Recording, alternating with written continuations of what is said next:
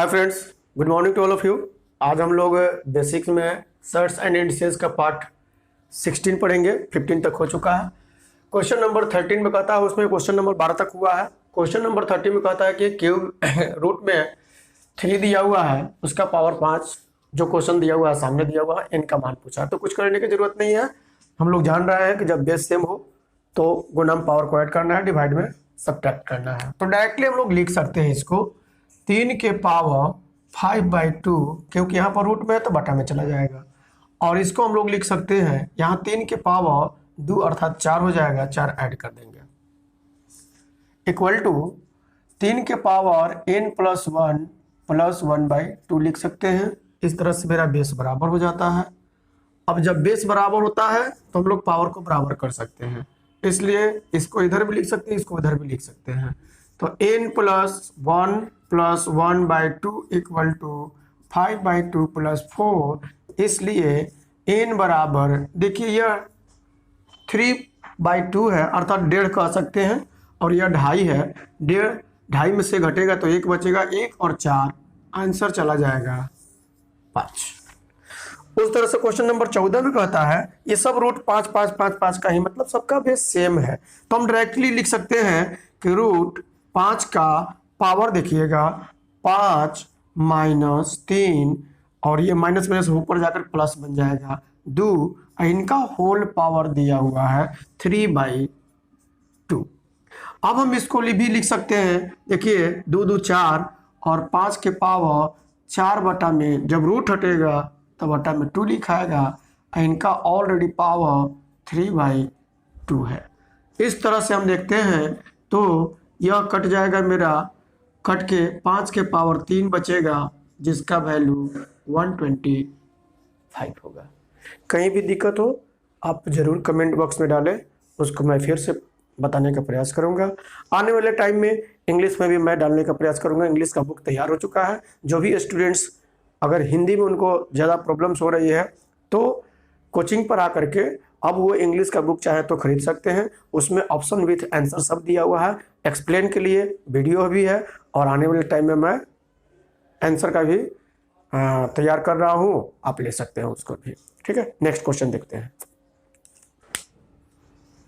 Question number 15 के लिए पहले थोड़ी देर के लिए समझना चाहिए।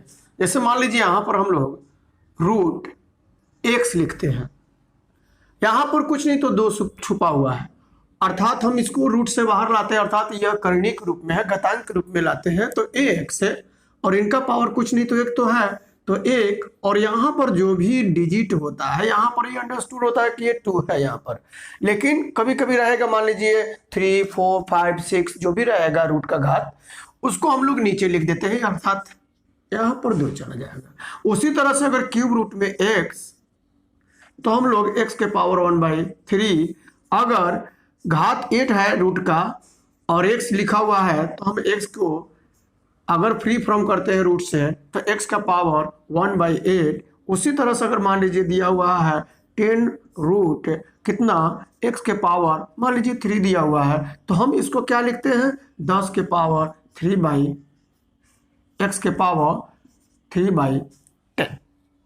उसी तरह से यहाँ पर क्वेश्चंस इसलिए दिए हुए हैं कि स्टूडेंट से कभी कभी मिस्टेक कर देता है कि लो यहाँ पर तो हम लोग रूट पढ़े हुए हैं आज तक, चाहे क्यूब रूट पढ़े हुए हैं, चाहे यहाँ पर जो भी घात दिया रहता था वो डिजिट में दिया रहता था, लेटर में नहीं दिया रहता था। लेकिन अभी मान लीजिए अगर लेटर में भी दे दें तो आप संकोच न करें, ये भी पावर के नीचे में ही जाएगा जब हम रूट हटेगा तब, अर्थात ये डिनोमिनेटर बन जाता है। बार बार हमेशा याद रखिए।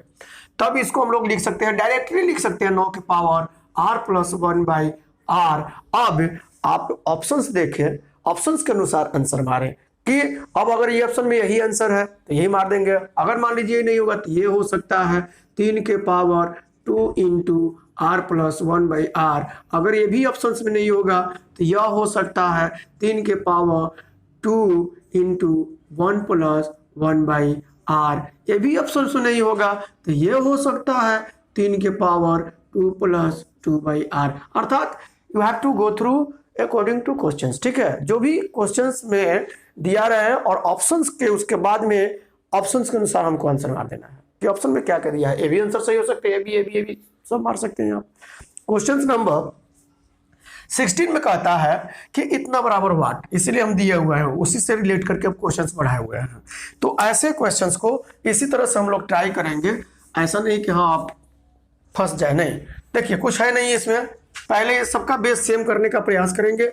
जो है रूट का घात अगर आ रहा है तो उसको रखे रहिए। यहाँ 3 के पावर हम लोग अब इसको डायरेक्टली 2 से गुना करेंगे तो 2r प्लस 1/2 हो जाएगा, और यहाँ पर 3 के power 1 minus r divided by 2, और फिर ये टोटल के पावर, हाँ कभी कभी देखिएगा आपके बुक में या मेरे ही बुक में यहाँ पर पॉइंट ऐसे करके लिखा हुआ है, तो उसको आप पॉइंट ना समझे बल्कि वो इनटू का साइन होता है, ठीक है। इस केस में इनटू का साइन रहेगा। तब इसको हम लोग क्या लिख सकते हैं, 3 के पावर 1 और माइनस r/2। अब एक लाइन में फिर लिखना है आगे चल करके, तो हम लोग यहीं पर कैलकुलेशन सबका कर लेंगे, अर्थात 3 के पावर 2r प्लस 1/2 प्लस, इसको दूसरा अलग अलग भाग भी करके लिख सकते हैं 1/2 माइनस r/2, और नीचे ही अगर ये प्लस में है तो माइनस में जाएगा, ये माइनस है तो प्लस में जाएगा, कोई दिक्कत नहीं होनी चाहिए। अब देखेंगे आधा आधा एक और एक पॉजिटिव एक निगेटिव, ये दोनों मिल करके कट गया, r/2 ये कट जाएगा। अब मेरे पास बचेगा रूट रूट 3 के पावर 2r, और ये जब बाहर आएगा तो 3 के power 2r divided by r से r कटेगा, 3 के पावर 2, अर्थात मेरा आंसर 9 जाएगा। नेक्स्ट क्वेश्चन देखते हैं। क्वेश्चन नंबर 17 में कहता है कि 5 के power x plus 3 equal to 25 के पावर 3x प्लस -4, तब x का वैल्यू बतलाना है।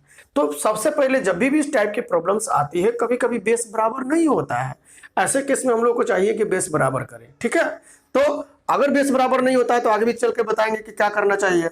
यहाँ पर 5 के पावर x प्लस 3 और यह 25 है, हम इसको 5 के पावर 2 का होल पावर 3x माइनस 4, या इसी को हम चाहे तो 5 के पावर 3 दूनी 6x माइनस 8 लिख सकते हैं। इस तरह से मेरा बेस क्या हो गया, इक्वल हो गया, बेस इक्वल हुआ, इसलिए हम लोग कह सकते हैं अब x plus 3 equal to 6x minus 8। आप x को उधर लेके चले जाइए, डिजिट को इधर लेके चले जाइए, इस तरह से हम लोग 5x बराबर 11 पाएंगे और x बराबर 11/5 पाएंगे, कोई दिक्कत नहीं होनी चाहिए। नेक्स्ट क्वेश्चन नंबर 18 जो है वो 17 की तरह ही है। आप लोगों से उम्मीद करते हैं कि इसको बना करके कमेंट बॉक्स में इसका आंसर जरूर डालें, बोलें कि हाँ कितना इसका आंसर आया हुआ है, और फिर अगले वीडियो में इसका आंसर आप मिला सकते हैं। वीडियो देखने के लिए बहुत बहुत धन्यवाद। जो लोग फर्स्ट बार वीडियो देख रहे हैं वे लोग इस वीडियो को लाइक सब्सक्राइब शेयर ज़रूर करें, अपने मित्रों को भी दें, खास करके गांव के स्टूडेंट जो भी लोग हैं वो बिल्कुल इसको आगे बढ़ाएं, बढ़ाने में मेरी मदद करें। बहुत बहुत धन्यवाद, बाय।